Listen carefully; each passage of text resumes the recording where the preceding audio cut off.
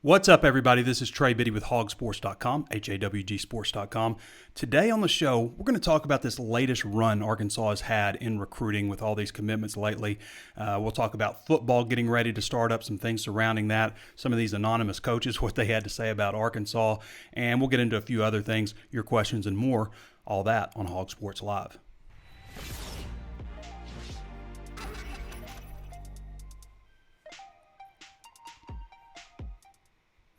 Well, first, before we get started, of course, there's plenty of ways to watch and listen. You can always tune in on Facebook Live. If you haven't followed the page yet, please do so. We're almost at 80,000 follows.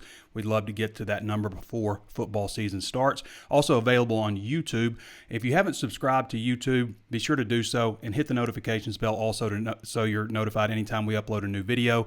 If you haven't given us a thumbs up or a like on either of those channels, please do so. It certainly helps when we have more engagement on the channel. Also available on Apple Podcasts. If you haven't given us a 5-star review, then do so if you like the content, and available anywhere else you can think of to find your favorite podcast. HawgSports.com is just $1 right now for your first month, or 30% off for your first year. So do sign up for HawgSports.com if you haven't done so already.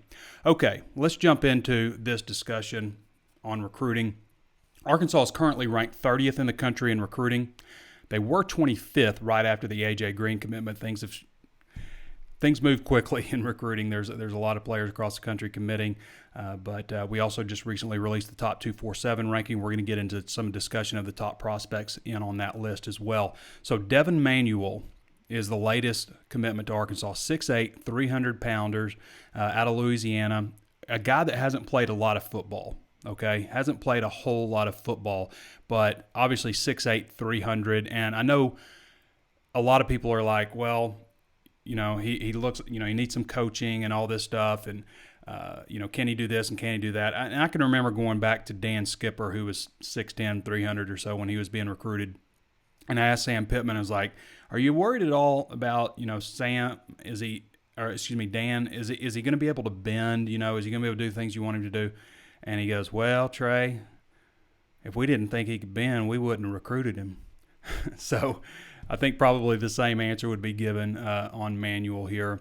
But Arkansas, Alcorn State, I actually got graphics on all these guys I meant to bring up. Somebody asked me to bring up the graphics. But here we go. Devin Manuel, 6'8", 300 pounds. Not just, again, a guy that hasn't played a whole lot of football, a guy that's going to be more of a developmental project type. Arkansas, Alcorn State, Grambling, Houston, Indiana, Iowa State, Kansas, Louisiana Tech, Manise State, Michigan State's a notable offer, Nicholls State, South Alabama, Southern University, Texas Southern, Tulane, UCF. Those are his offers. So there's a couple of notable ones in there. Indiana, Houston, Iowa State, Kansas, who offers everybody. Michigan State, of course. So that's Arkansas's latest commitment, Devin Manuel. Before that, Arkansas picked up A.J. Green. Now, A.J. is a big-time prospect, more polished, comes from a really strong program at Tulsa Union.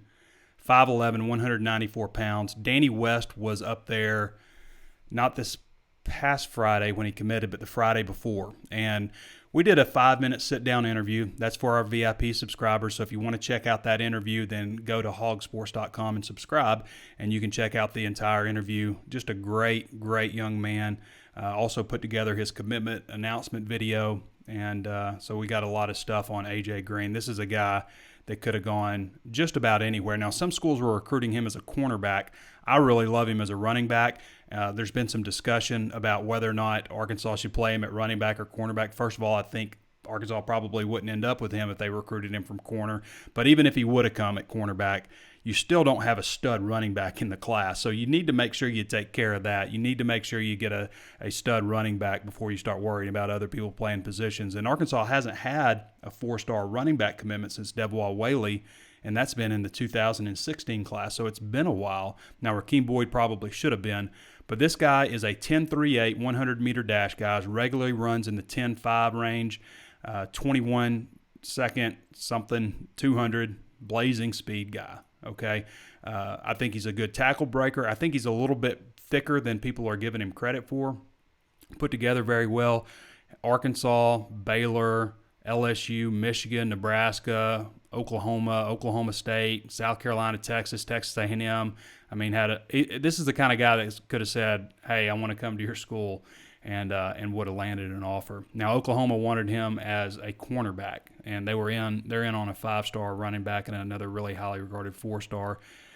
So maybe they would come back in on him or try to if things didn't work out with those other recruits, but they definitely wanted him just as a cornerback. I think he's a running back. I think that's what suits him best. Now, before I go much further, I want to bring up the analysis. There was a recent article on the prospects in the top 247, in the top 24/7, who committed to SEC schools. And they gave just kind of a little bio analysis. And this is from Gabe Brooks, who's our Midlands recruiting analyst on A.J. Green, who, again, I'll say this again, as far as backs reciprocating interest with Arkansas, he was my favorite one that they're in on. They also have Javion Hunt. It's pretty good, too. All right. Evaluation. Adequate build and frame for the athlete designation that could help translate to the backfield or secondary. Lean but twitched up build. Highly athletic, multi-positional prospect who shines at running back but has also been recruited by many as at corner. Has made it clear he wants to play running back in college. Owns outstanding top-end speed to translate to the backfield, and it shows on tape. Track standout with a 10.38 100 and a 21.46 200 on his resume. Couples good initial burst with home run, long speed. Slippery strength to run through arm tackles. Raw athleticism is outstanding, but still needs to hone position-specific technique skill. Can improve pad level consistency. Sometimes, they say that about every running back.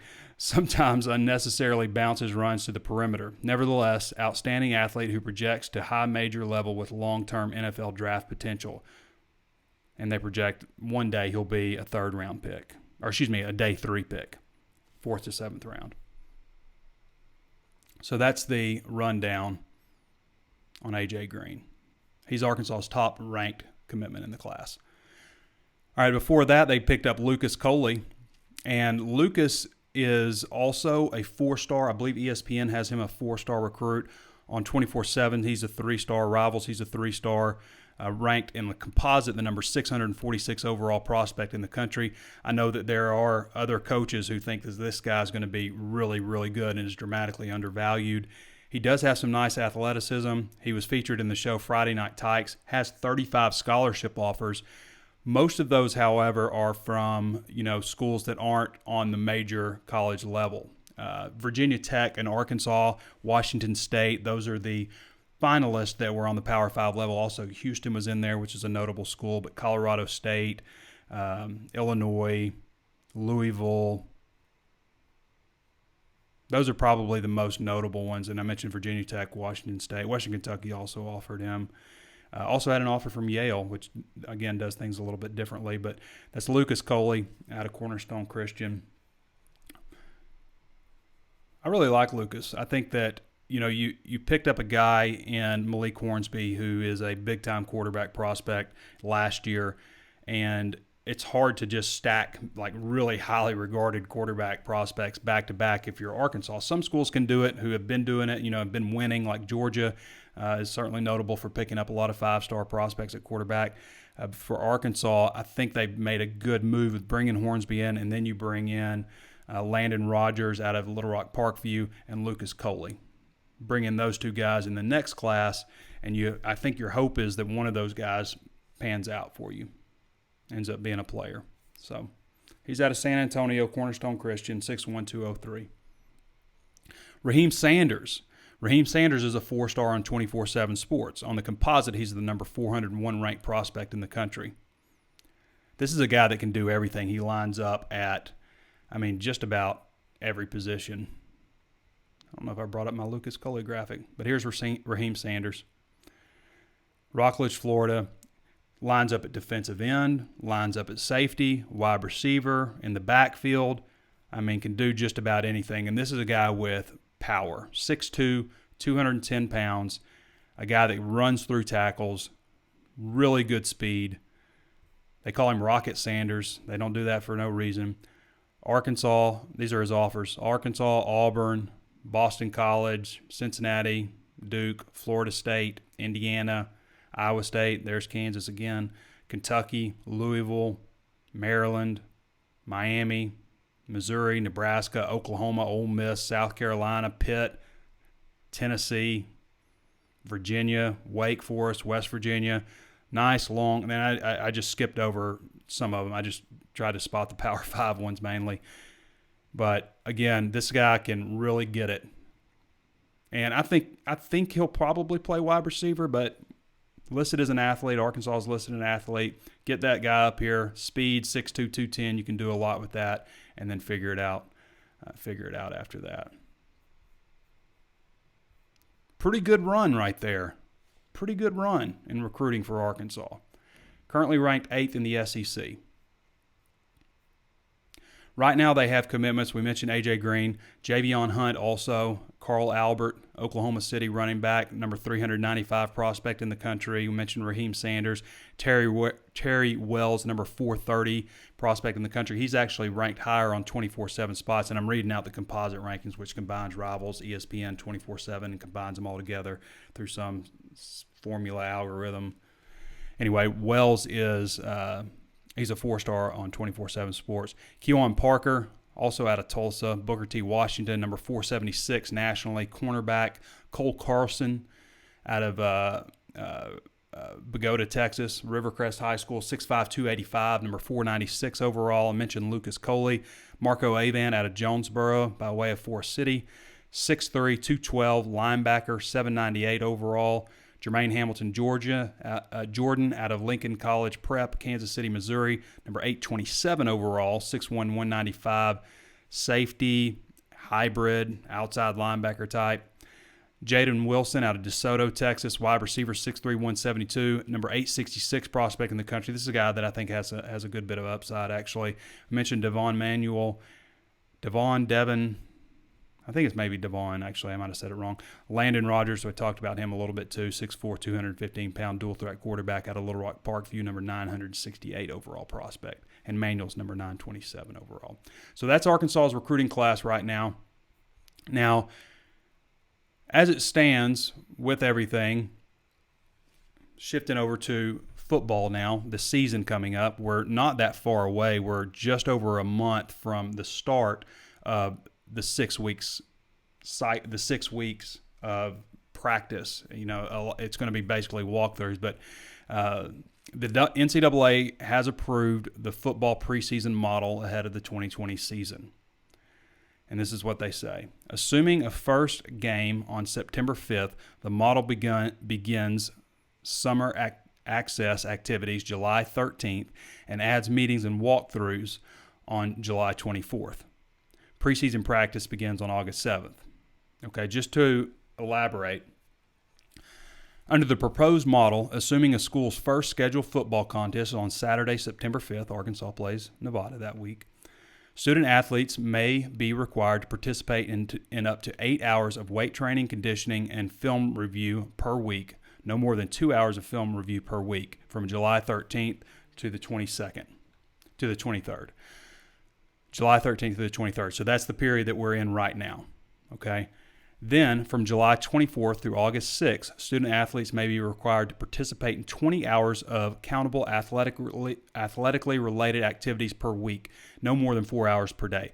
So that is the standard. That's what you're doing, you know, in season and everything, 20 hours. As follows. Up to 8 hours per week for weight training and conditioning, up to 6 hours per week for walkthroughs. That's a big one, which may include the use of a football. That's a real big one because you can't use a football. They haven't been able to see Felipe Franks throw a football or any of the quarterbacks. Kendall Browse hasn't seen a single quarterback on Arkansas's campus throw a football in person. Yep, that's crazy. Up to 6 hours per week for meetings, which may include film review, team meetings, position meetings, one-on-one meetings, etc., etc.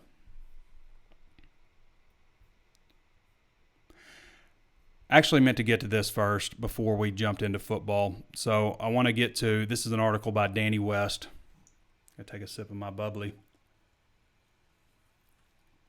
because this is the Arkansas targets in the top 247.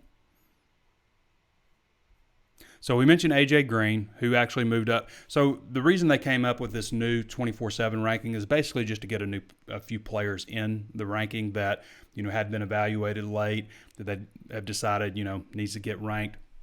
And so there's some small shifts. You don't see any huge moves anywhere. So I don't want anybody to think like, how can they rank these guys? So it's just a couple of shifts. A.J. Green actually moved from 111 to 107. And I think that probably had to do with him moving from being listed as a cornerback to being listed as an athlete, with the probability, obviously, of playing running back. Duncanville, Texas, offensive lineman Savion Byrd, who's ranked number 77. Fort Valley, Georgia, Peach County, offensive lineman Terrence Ferguson is at 78 overall. Jaqueline McGee actually signed from the same class as Terrence Ferguson, or excuse me, the same high school as Terrence Ferguson last year for Arkansas. 156 is Keyshawn Jackson. We talked about him a lot. 6'2", 186 wide receiver. Arkansas is in real good shape with him. A lot of people think Arkansas TCU. Andrew Makuba is a safety out of Austin, Texas, LBJ, who dropped from number 208 to 209. Tommy Hill, an athlete out of Orlando, Florida, Edgewater, longtime target of Sam Pittman, has gone from number 217 to number 218. Terry Wells, who we mentioned, was the number 247 ranked prospect in the country, and he fell just behind that. And Drayden Norwood, both those guys are still 4-star recruits. So Drayden Norwood and Terry Wells from inside the state, just outside the top 247. So those are the guys that are in there. Doesn't mean they'll be the only guys that are in there, or Arkansas won't pick up interest with other guys. Obviously, a lot of evaluation is left to be done with the way things have shaken out, with not being able to have, for colleges, evaluation period, but for, places like 24/7 Sports, being able to go to the different camps and, visit different campuses and stuff and watch kids work out, watch them do spring practice and stuff like that. So we haven't really had that. All right, I want to get to this because this is one of the most hit articles probably we've ever had. This is by Clint Buckley. It's and it actually came out from Athlon. It's just about anonymous coaches in the SEC speaking out about Arkansas's football program basically the last couple of years. And it's not pretty, as you would expect. And if I was an Auburn fan, I wouldn't be like, wow, okay, Chad Morris. The reason I wouldn't be is because of this one. Last year was a total mess, another anonymous coach said. They were vanilla on offense and defense the entire time Chad Morris was there. They were the worst-looking team on film in the conference, maybe in Power 5. Confused, out of place, low effort, no communication. I mean, that's what we all saw. That's what I saw. That's the 30% install offense Chad Morris is famous for. But they didn't fight for him. That's obvious. That's where the low effort comes from. No communication, poor coaching. Confused, poor coaching. Out of place, poor coaching. Didn't respect their coaches. Didn't work for their coaches. Didn't feel like their coaches had their backs. Didn't have their coaches' backs. Western Kentucky game's a prime example. Chad Morris has got to have it. Got to have that game to not get fired the next day. And it's 35-7 at halftime because they didn't give a damn about him and probably wanted him to go. You go from a coach that, the players really loved in Brett Bielema to Chad Morris, who immediately walks in and tells them to sit up straight in their chair and put their feet on the floor. And then it just kind of seems like it's all about Chad after that, and uses the word rebuild time and time again. When he said after the Western Kentucky game that this is not an overnight rebuild, and I'm sitting there thinking, it's been 2 damn years, Chad. It's not an overnight deal here. It's been 2 years. That just shows out of touch to me.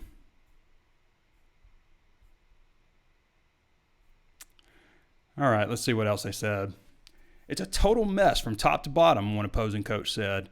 What's the identity of this program? Are they a hard-nosed smash-mouth team? That didn't work. Are they going to beat you with the spread and tempo and use Texas kids? That didn't work. Here's another one. They landed on Sam is really telling, another coach told Athlon. He's a well-respected career assistant who is great at his job, but it's hard to find out what he's got or what he can say or do with the program that could suddenly turn things around. They've got no personnel. The roster right now looks like NCAA sanctions hit them. Ouch. I don't necessarily agree with that so much. I do agree that, Sam Pittman kind of fell to him. There was a lot of coaches who viewed this job as a career ender. Just kind of basically the way the last two coaches, the way things happened with them. Brett really tailed off towards the end. I think Brett was building, and then just quickly. And then, you can look back at that 2016 team. 2014 team. And that team should have won a lot more games. Absolutely should have won more games. You probably could have pulled out the Mississippi State game that year, the Alabama game that year. There's probably another couple in there. The 2015 team lost to Toledo. Should have beaten Toledo, obviously. Could have beaten Mississippi State also. Maybe you're a 10-win team then. Anyway.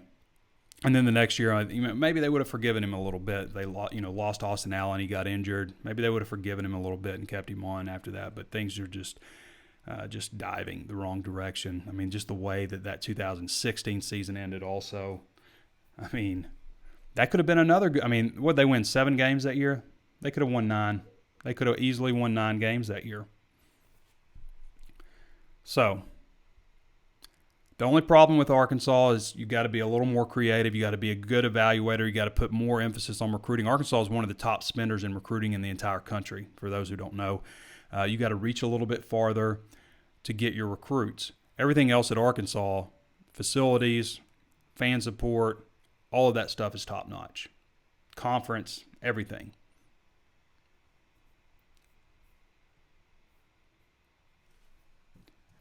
Every SEC team's longest conference winning streak. Arkansas has a winning streak. Believe it or not, it's on the line this year. Arkansas has beat Tennessee 2 times in a row. Yes, it's an Eastern team. They haven't played them the last couple years. So Arkansas has beaten Tennessee two times in a row. There's some really interesting ones in here. Florida has 6 wins over Vanderbilt straight. Georgia has 10 straight wins over Kentucky. Kentucky has 5 straight wins over Missouri. Missouri has 6 straight wins over Ole Miss. South Carolina has 11 straight wins over Vanderbilt. Tennessee has 2 straight wins over Kentucky. This is each team's longest. Vanderbilt has 1 win over Missouri and Arkansas. So Vanderbilt's the only team on here, I guess, that doesn't have a streak going. Alabama has 13 straight wins over Tennessee, a huge rival. Arkansas, of course, 2 wins over Tennessee. Auburn, 8 wins straight over South Carolina. LSU, 8 straight wins over Vanderbilt. Ole Miss, 2 straight wins over Arkansas. Mississippi State, 3 straight wins over Vanderbilt and Arkansas. Texas A&M, 8 straight wins against Arkansas. Alabama's probably got a lot of them. They have beaten Arkansas, countless amount of times. 12 times, something like that. There might be counting one because they had to forfeit one of them. So the Texas governor says stadium capacity unlikely to top 50%. Greg Abbott. This was just recently. So he says that, and then Jimbo Fisher comes in. Jimbo Fisher comes in yesterday, and here's what he said. I'm very encouraged because our governor's opened up outside sports to 50%. I try to do a Jimbo. I think by the time and as much as we know about the virus and the different things going on, I expect it to be pretty close to normal. All right, that's about as good as I can do on my Jimbo Fisher. Anyway, he says he expects it to be about 75% or more. I don't understand the big difference in having it full versus 50% if this thing travels, 6 feet plus in the air. What's the big difference? If it's 50%, you may not be sitting right next to somebody. You're going to have somebody right behind you. If you're gonna say like we need to have social distancing in the stadium, then you've got to knock it down to like at least a third or maybe less. I mean, otherwise just fill it up. The only reason I think it would be at 75% or 50% is because there are a large portion of fans that feel unsafe about it and don't want to come to the game.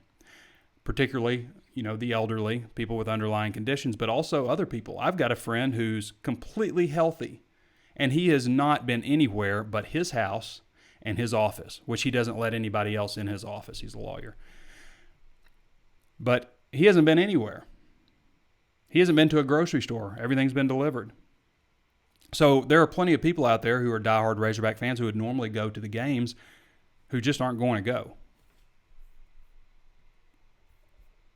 A little bit of shakeup on the SEC Nation for those who watch. I kind of flip back and forth, when I'm not traveling anyway, and watch SEC Nation, watch College Game Day. But Paul Feinbaum no longer going to be on there. And I think part of that, sorry about that. I think part of that is Paul Feinbaum is everywhere. I mean, he's everywhere, right? He's on radio every day, on TV, radio, whatever you want to call it, his show every day, and plus traveling for all that. So I think that's what they're and Marcus Spears is going to be involved with the program or with ESPN, but he's also leaving SEC Nation. So you have Tim Tebow, Jordan Rogers is jumping in there. Laura Rutledge also looks to return as well. I believe she took maternity leave or something like that. Jordan Rogers, Tim Tebow, Laura Rutledge. I'm not sure. That's 3. They've usually had 4 on there, so I'm not sure who else would be on there. So, a little shake-up for SEC Nation. And finally, 2 Razorback legends placed on the Hall of Fame ballot. So that doesn't mean they're in, they're just on the ballot. And it's Brandon Burlsworth, who I believe Brandon's been on there before, and I think Dan Hampton has too. So maybe they'll get in this time, hopefully. Hold on. Hi, honey. My iPad's not working. Okay, just watch a show or something. It's not working. I can't. Honey, I'm in the middle of a live show. So Daddy, it's silent. I can't Okay. hear anything. Just watch TV then. Okay. Thank you, honey. So this is a product of coronavirus. All the kids are at home and not at camp.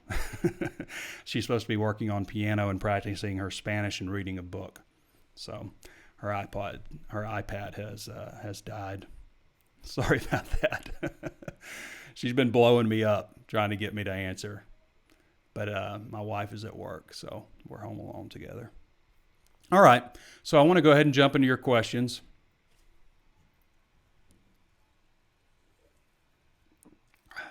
Aaron Wayne Moore says, looking good, Trey. Did you lose some weight while the others gained? I don't think so. I think I'm about the same. I don't know, maybe naturally. I've gotten a little bit of sun because I have been outside staying in the deck. That may be it. You look a little trimmer when you get some sun, but we've been staying in the deck. Me and my wife, good working together outside. Trey, hope life is treating you right. Yeah, it is. It is. And by the way, speaking of that, we've got some big news coming pretty soon on the site on HawgSports. As some of you know, we have been looking for a new person to join us on HawgSports.com, and we're very close to that.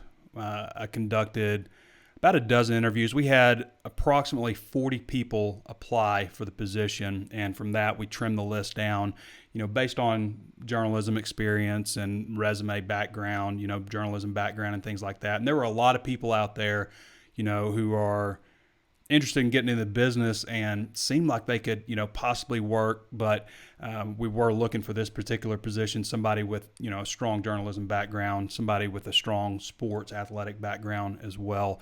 And we've been narrowing it down, but we're pretty close to that. And I'm real excited because we've had really overall top to bottom, like some really talented people and some really good youngsters, coming out also. I have to tell no. So I've had to do that, but definitely the best candidate pool that I've had so far. I don't know if that's a result of coronavirus, more people looking for jobs or what, but it's been a good, really strong candidate pool this time around. Aaron Wayne Moyer says, secondly, man, what player currently on the team do you see breaking out this year? On offense, one on offense and one on defense. Okay. Breakout player on offense. I mean, does Traylon Burks count? I mean, if you're saying because Traylon didn't have a touchdown last year, he had 30 catches or something, but I might put him up there. Here's what I'll do.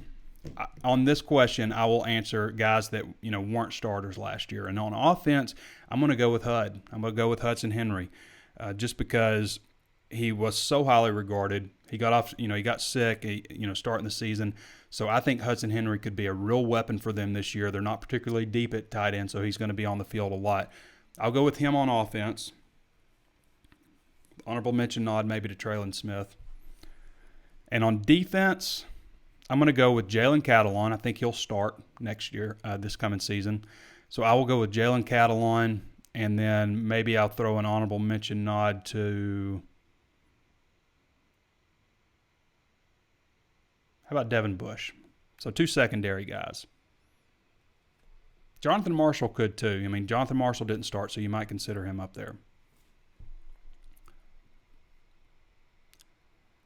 Justin Eric Cunningham says, how hard is it to grade an offensive lineman? How do they come up with the star grade for linemen? Well, I mean, we've got guys that have been doing it for years. And, I mean, first of all, obviously you got to have the right size. And then it's about athleticism. And people say what they want about this, but when I look at an offensive line, I start down at their feet and then, pan my way up. I look for guys with thin ankles, high calves, guys that aren't knock-kneed, guys that can bend, guys with long arms, long torsos, shorter legs. So it's a lot of it's just how you're built, how you're put together, and it starts with size. And then there's watching on video, you can see guys pummeling people, driving people, people who finish blocks.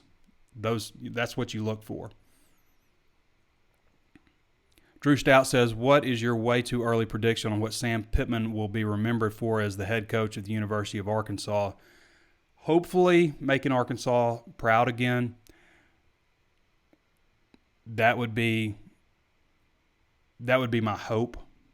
But I really think that we're going to see a guy who is going to rally this team around him. We're going to see maybe a team that starts to feel more like a team. Now, it may not be right off the bat. I do think they'll win more than 2 games next year. I think they'll win an SEC game. But I think what we'll see is a team that starts showing some fight again. So that's probably what I would say. The guy that got him back together and at least made him start looking like a team. It's way too early to say he's going to take him up to another notch, another level. But I do think that they'll have, at least Arkansas fans feeling okay, got a shot this weekend. Not they're just going to lay down and let it happen.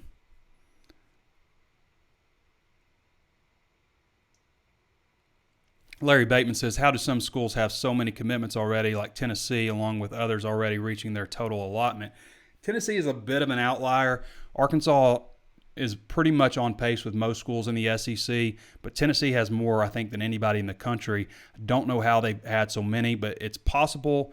They did finish strong despite – I got to bring up Tennessee's schedule to answer this question.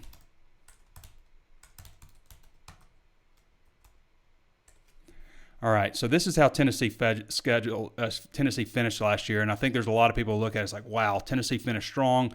They're trending up. I'm not saying they're not necessarily, okay, but they finished 8-5 overall, okay.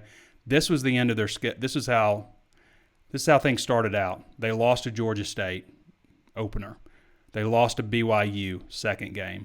They clobbered Chattanooga 45-0. They got clobbered by Florida. So they're starting out here. They lost to Georgia 43-14. So they're starting out here 1-4. They look like the team that's going to fire their head coach. Then they beat Mississippi State. They played okay against Alabama. 35-13 loss. I mean, most standards it's not okay, but against Alabama it probably is. And then they beat South Carolina in Knoxville. Then they beat UAB in Knoxville. Then they edged Kentucky 17-13 in Lexington. Then they beat Missouri 24-20. Then they beat Vanderbilt 28-10. And then they beat Indiana in the bowl game 23-22. So this is their closeout schedule where they went on their run. 1, 2, 3, 4, 5, 6 games to finish out the season, 6 wins. South Carolina, I don't think South Carolina went to a bowl game, or did they? I don't think they did. UAB, Kentucky, Missouri, Vanderbilt, Indiana. I mean, nothing against those teams, but guys, there's not a juggernaut there. There's not anything close to a juggernaut there. So I think that aspect of it, combined with being in Tennessee, having the coaching staff is going into the 3rd year, so they do have some familiarity with players. Those players have come in and seen that coaching staff before, so I think that's probably has a lot to do with why Tennessee has had so many commitments so far. In Arkansas, what are they at, 12, I think? So that's a good number. That's about where Arkansas traditionally is. And so I think that Arkansas is doing a pretty good job considering everything around it. I mean, with being a new coaching staff, taking over a back-to-back 2-win team, having a coach that really is a strong recruiter, known for that, known for building personal relationships, and you lose a little bit of that by not being able to get them on campus. Jared Eubank says, how big do you think our O-line is now? It's a good question. I would be surprised if anybody is under 300 pounds. Maybe Clary. Clary played about 285 last year. I know Stromberg's over 300. I know Cunningham's over 300. The left guard, no matter who that is going to be over 300. And right tackle, Noah Gatlin, who I think it'll be, is already over 300, and so is Dalton Wagner. So if I had to guess what they would average, I would say probably maybe like 310, 305, 310, something like that across the board, versus last year you went 285 at left tackle, 305 at left guard, 285 at center, 276 at right guard, and 300 at right tackle. One of the lighter offensive lines in Power 5 football. Donnie A. Butt says AJ's video was awesome. Yeah, if you haven't watched AJ Green's highlight video or Raheem Sanders, either of those guys, do yourself a favor. Keith Grayson says Steve Slayton's clone. I love that comparison. I think we talked about that a little bit the other day. I went and had a beer with Keith when he was in town. He lives in Phoenix. But when I had a beer with Keith, we talked some football and stuff at JJ's. But Steve Slayton and Pat White, like Malik Hornsby can be a Pat White type of guy, and AJ Green can be a Steve Slayton. That's some speed in the backfield. That's who I love to compare him to. That's the high-end comparison right there. Daniel Poole says Stuttgart has a massive lineman, and I know Coach Pittman would love to have Tariq Avery, 6'3", 320. Lance Beard says, yeah, I remember that people were excited about Chad Morris recruits too. Well, Chad Morris has recruited well, Lance. Like, nobody's on here saying Chad Morris didn't recruit well. They brought in the highest-ranked recruiting class in Arkansas history when you consider the total points. Now, it was a weird year, so the class only ended up being ranked 23rd, okay? But, like, his recruits have not been on campus but for 2 years, Lance. So you have to obviously consider that, right? I mean, but look at it. I mean, you will never, like, I will criticize Chad Morris up and down for the way he coached his football team. You will never hear me criticize his recruiting effort. They did an outstanding job, and largely on the shoulders of guys like Jeff Traylor, largely on the shoulders of guys like Justin Stepp, Barry Lundy Jr. Those guys really killed it in recruiting, really did. Now, there are plenty of others who didn't. I mean, John Chavis, I don't know if John Chavis got anybody. But, yeah, remember that people were excited about Chad Morris's recruits too. I'm still excited about Chad Morris's recruits, Lance. I think you should be too. Steve Miller says, I'm here. Mike Miller says, I'm here.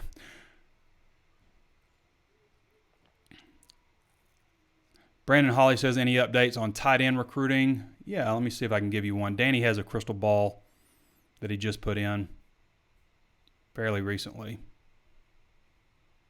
Let me see if I can find him.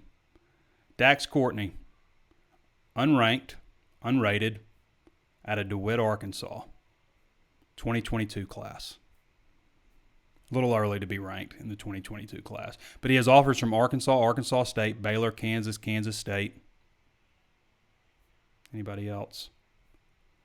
Memphis, North Texas, TCU, UT San Antonio. Barry Lunny trying to get him. 6'6", 210 pounds out of DeWitt. Class of 2022 again.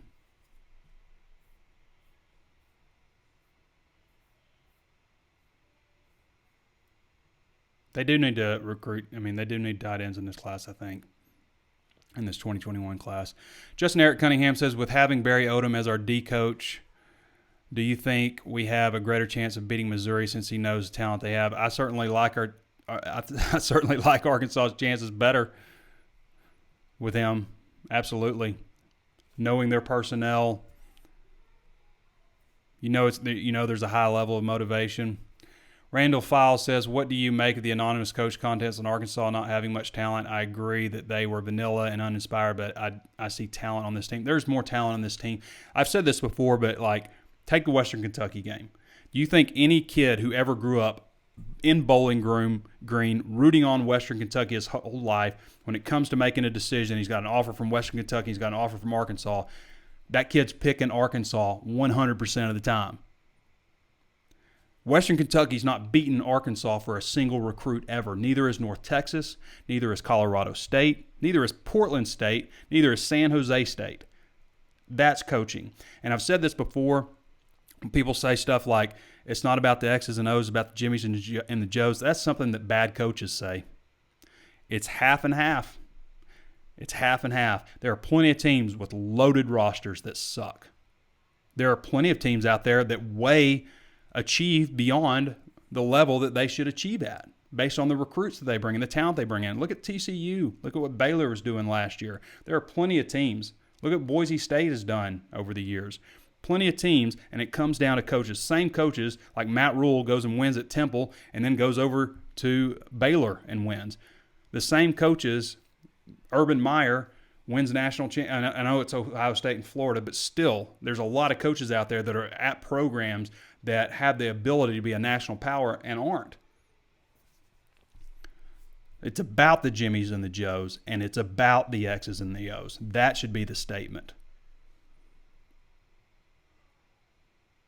There is better talent on this team. And it's going to help having quarterback. Having terrible quarterback play. Think about the number of quarterbacks that Arkansas has brought in over the last few years. It is staggering. And they haven't had a single one of them pan out. And Connor Nolan left. But, it's staggering, the amount of quarterbacks that have come into Arkansas and just haven't been very good. And, there's still a future ahead for KJ Jefferson, obviously, Malik Hornsby. So, and, of course, Felipe Franks coming in with 1 and maybe 2 years to play.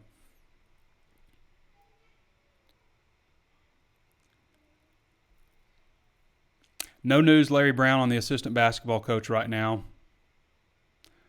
Lance Walker says the fact that Sam Pittman is liked by the players is worth a couple of wins. In my opinion, they'll play harder for him than someone as obnoxious as Chad Morris. I pointed out before, guys, you look at the way that the Sam Pittman era ended. They actually fought back in that Ole Miss game. They were getting stomped against Ole Miss and battled back. You don't do that for a coach that you love. You don't do that for a coach that you don't love. The Coastal Carolina game is another example. And look at the way they almost beat Mississippi State and almost beat Missouri in the last 2 games. Almost did it.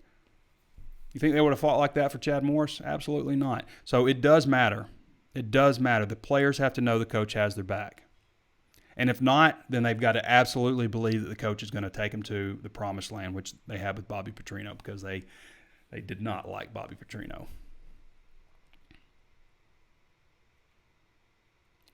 Which SEC team do you think has the worst tradition? Mississippi State Cowbells example. The worst tradition? Oh, like that particular thing. The Cowbells are extremely annoying. When I go to Starkville, I have to wear earplugs. I don't want to wear earplugs for 4 hours. Nobody does. But you got to wear earplugs. Yay, fun. I'm not a fan. However, for their particular fans, I totally get it. Okay, it's their tradition, yada, yada. I get it. It means a lot to them. And I will say they do a good job making sure the fans know when to stop. And that wasn't always the case, but they've got a sign that says, I think it says yell, no bell, or no bell yell, one or the other. But, and they do a pretty good job at adhering to that because I think they know it gets taken away if they don't. As far as another tradition, I mean, I wouldn't say Rocky Top's a bad one. It just gets annoying because it's constant. The cowbell's up there. That's probably about it. Oh, Arkansas's added tradition. I think they've got rid of the walk through the A, which just like how can we calm things down right before kickoff here? How can we get things to just settle down? Everybody take a seat and calm down. We're going to kick things off here. We're going to have these donors walk through. And no disrespect to the donors. No disrespect to them. It's not the time right before kickoff to quiet everything down. Let's welcome the family. Everybody come along. So I hate it. That's probably the worst one, actually. Not that it's a tradition, but it's a tradition started under Jeff Long. Derek Bird says, I say open it up. Game stadiums full capacity. And if you're worried about COVID, don't go. I'd go if standing room only. Yeah, I think you're probably right. I mean, if you're healthy, you feel confident about it, you're not worried about it, then maybe it's your choice and you should go. I don't think you probably are going to have to put restrictions on how many people can go into a stadium. You might have to put a restriction some kind of way, spreading out a little bit, but I don't think you're going to have capacity. You're going to have too many people that don't want to go for health reasons or they're just afraid of getting the virus. But again, I've said this before, this whole thing while we quarantine, self-isolated, all that stuff, is to flatten the curve so it doesn't go like this. And hospitals are overwhelmed. You want it to go like drawn out, slow. That's what you want. Keep the hospitals not from being overwhelmed so they have the equipment, everything that they need. But it's going to go through, and then hopefully enough people get it, get immune to it. There's a herd immunity aspect, which makes it difficult to spread. There's a lot of stuff also about surfaces, and there was some confusion on the World Health Organization, but like people are asymptomatic, not spreading, not being as likely to spread it. I don't know exactly what that is, which is I think is a fairly big deal, depending on the percentage. And then the surfaces not being as big a deal. Obviously, still wash your hands and all that stuff, but really person-to-person contact is how this is spreading. So everybody stay safe. In Fayetteville, you can't go out now. They just passed an ordinance. You'll get a fine if you are in public without a mask on in Fayetteville, because there has been a bit of a spike here. And some of it's tied into more testing, but the percentage numbers are people who are tested is up also. That also some of that goes into, I think, not testing enough people still, even though it's up. Justin Eric Cunningham says, or David Ballard says, does it look like the season will start on time? Right now, everything's geared towards that happening. Yeah. Justin Eric Cunningham says, also, do you think you'll be able to do the walk and talks this season? I look forward to those. Absolutely. They may not be as entertaining because I was so frustrated with Chad Morris and John Chavis and stuff last year that I think people like to see the anger. But hopefully I won't be as angry this year. Keith Graydon says, I never heard back on my resume submission. Yeah. Sorry, Keith. Will Kidd says, do you think the personnel is really that bad? I feel like I think I pretty much answered that, Will. I hope I did. If I didn't, just reply back. Jameson Roberts says, best barbecue you have ever ate? Probably Central Barbecue in Memphis. Tyler Tober says, based on the wording in the quotes from the anonymous coaches, do you have an idea of who they may have been? No, I don't. I would assume they're probably assistant coaches, not head coaches. Jared Eubank says, how is Tennessee getting all these recruits? I think we explained that. Byron Malone says, do you think this year's team will be more together? Good communication, seem to all be on the same page.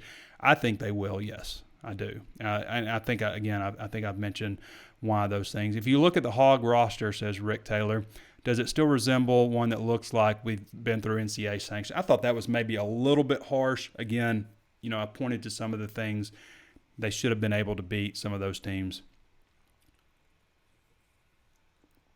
Bill Taylor says, wow, he's not peddling garbage today. Oh, well, tomorrow's another day. Drive Time Sports is ruining his integrity.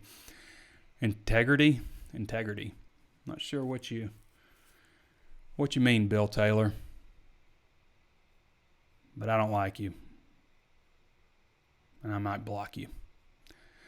Rick Taylor says, Trey Biddy, surely you say that with tongue in cheek. I'm not sure what I said.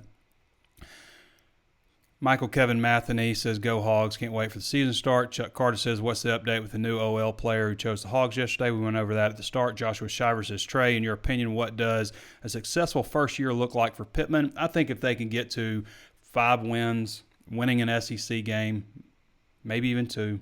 But I think, first of all, getting that SEC game, getting some momentum. And that's something I always said about Chad. He talked about it's not an overnight rebuild, all this stuff.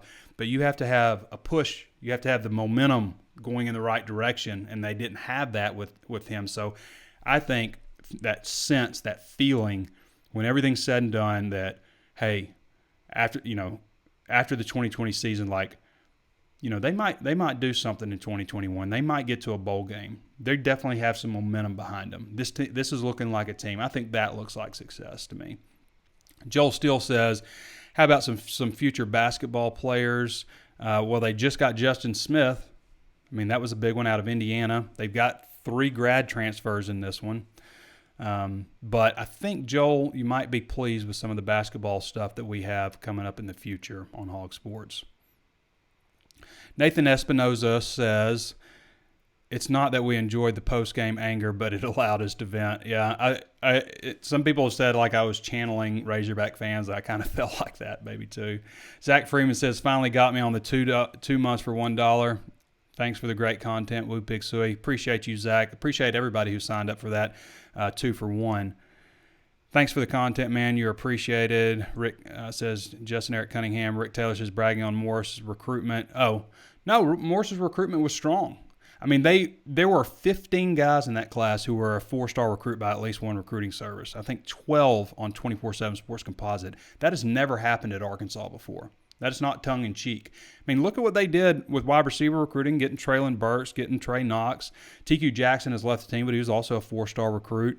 Shamar Nash was also a 4-star recruit at wide receiver. Look at the defensive line. They lost Colin Clay, who was a 4-star, Colin Clay was a good-looking player. That one stung. But Matteo Soli, Eric Gregory, these are all 4-star recruits. Zach Williams, another 4-star recruit. They did really strong. Hudson Henry, I mean, he could have easily went to Stanford. He did recruit well. I don't understand why anybody would think I would say that tongue-in-cheek. That's the one thing that Chad Morris has, that he did well. And again, it wasn't all Chad Morris, but he did, as far as putting he wasn't very organized. I think he was the kind of guy that preached organization but didn't really do it himself. But on recruiting, I mean, they met about recruiting time and time again. They also hired a really strong staff. They've got Joshua Thompson, who they kept. And that was one thing I said, keep the recruiting staff. They kept Joshua Thompson, Matty Poole, some of the other people on the recruiting staff. Cody Vincent's another one who does most of the graphic stuff. So they kept all those people on staff, which I thought was smart by Sam Pittman. But it was also a lot of Justin Stepp, a lot of Jeff Traylor, a lot of Barry Lunny. Marcus Washington, I tell you who didn't recruit well, and that's John Chavis, Ron Cooper. Mark Smith did a pretty good job. But Chavis, Ron Cooper, I mean, what did they do? Marcus Washington says, how does Little Rock and Pine Bluff return to a recruiting hotbed? Little Rock's turning now. You look at what Little Rock Parkview is starting to turn out. Joe T. Robinson, PA has been there. Pine Bluff is not lately, though. Pine Bluff used to be, you could always there was always a guy in Pine Bluff, Joshua Shiver says, A.J. Green, next Felix Jones, ? Maybe faster than Felix. Possibly. Another guy out of Tulsa area. Bush Joyner says, compare Arkansas personnel with the 2 Mississippi schools. That's tough. I think from a personnel standpoint, you might give the edge to the Mississippi schools. I would maybe give Ole Miss a slight edge in overall talent versus Arkansas. But it's not that far off. You'd almost just say it's about the same, believe it or not. I'd give maybe those 2 schools a slight edge right now. Marquand de Sorrell says, but Morris did what? Win 2 games a season. I mean, nobody's, again, like, you guys are equating two different things I'm saying and putting them together. Morris, that staff did a great job at recruiting, a better job than any staff that I can remember at Arkansas recruiting. That's real. He sucked as a football coach on the field. These are two different things. Recruited very well, sucked as a coach. Two things. Rick Taylor says, Trey, don't you know they felt dumped?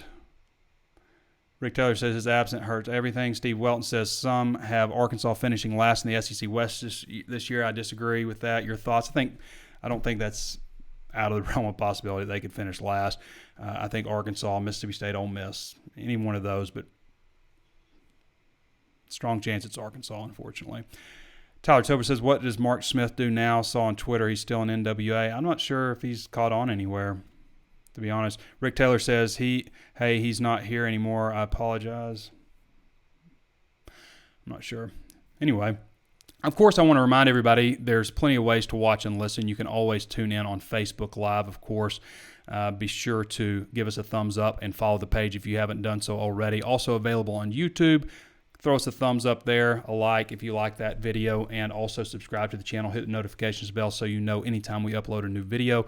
If you haven't thrown us a 5-star review on Apple Podcasts and you like our content, we'd love to have that from you. We'd also love you to maybe take a minute and write something so others know what to expect. We want anybody who's searching for Arkansas Razorback content, whether it's on video or on podcast, to see HawgSports Live pop up to the top of their list. So if you like our content, then do that, and it helps get our message out there. Also, if you want to share the content, we'd love to have you do that. Grassroots it for us. Also available on Spotify, Stitcher, anywhere else you can think of to find your favorite podcast. Again, HawgSports.com is $1 for your first month or 30% off for your first year. So sign up if you haven't done so already. Promise you're going to like what you see, and football is near. All right, I want to thank everybody for joining us. Thank you for your questions. This has been Trey Biddy with HawgSports.com, and we'll catch you next time.